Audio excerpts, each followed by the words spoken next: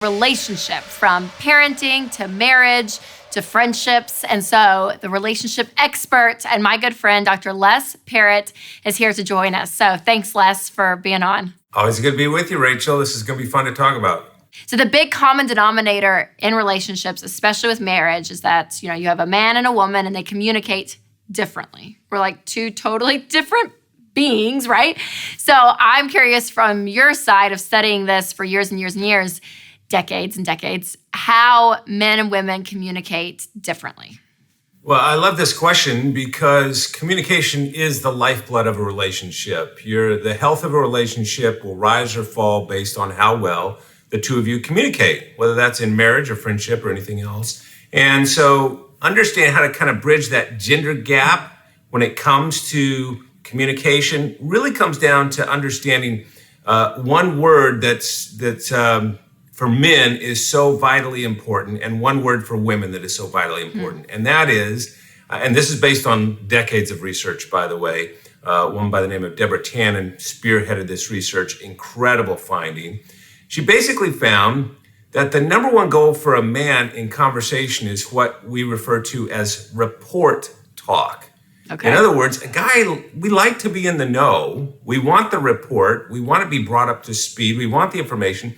It's just that we don't need all the fluff. We don't need all the bunny trails. And that's why women get so frustrated, because your man will say, get to the point. What's the bottom line, right? Does the story have an end, right? And we get frustrated because a guy he's wanting the information. He just wants it kind of in bullet points. Does that make sense? Does that ring true for you in your own marriage? Yeah, I would say so for sure, right? I mean, it's like if there's a problem or an issue, it's like, well, here's the problem, here's the issue.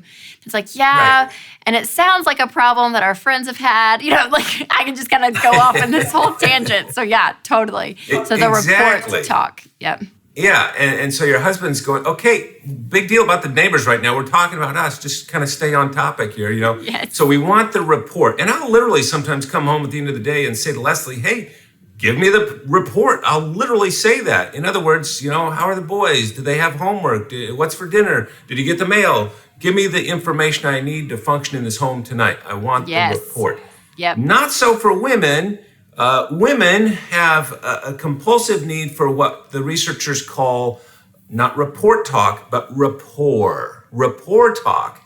In other words, that feeling of being connected, that there's rapport. And so the verbiage, the words, kind of take a back seat in many ways, and we're talking about big generalizations here, but the words kind of take a back seat for women compared to men, because they want to know, are we on the same page? Hey, are we connecting right now? Yep. And that's why you'll see women sometimes, as friends, like in a church foyer or something, and they lean in and they hold hands and they're talking, and men are like, really? And like men are like, how was your golf game? And they're talking about something deep and dark and heavy, and because it's all about making that web of connectedness between us. So those are the two big fundamentals in communication between men and women. And if you want to have a healthy relationship, you've really got to understand those two needs, because we can be at cross purposes if we don't.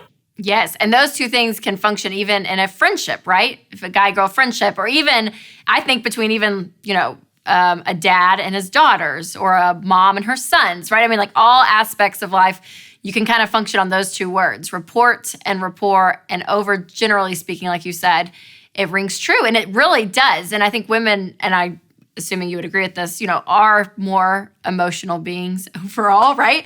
And so being able to gain that consensus, I think, is so huge. I think about that with me and Winston, where I'm like, okay, I just need to know, like, how are you feeling right now? Like, I'll ask him that sometimes. I'm like, are you frustrated? Are you mad? Like what's the feeling? I need to know the feeling, because that helps me, like, with my groundwork, with whatever we're about to talk about. Well, and we know from research, Rachel, that women are more tuned in to kind of the nonverbals. You guys have more words in your feeling vocabulary to describe emotions compared to men. Men, relative to a woman, they're like, you guys are like a walking thesaurus of emotions compared to most men.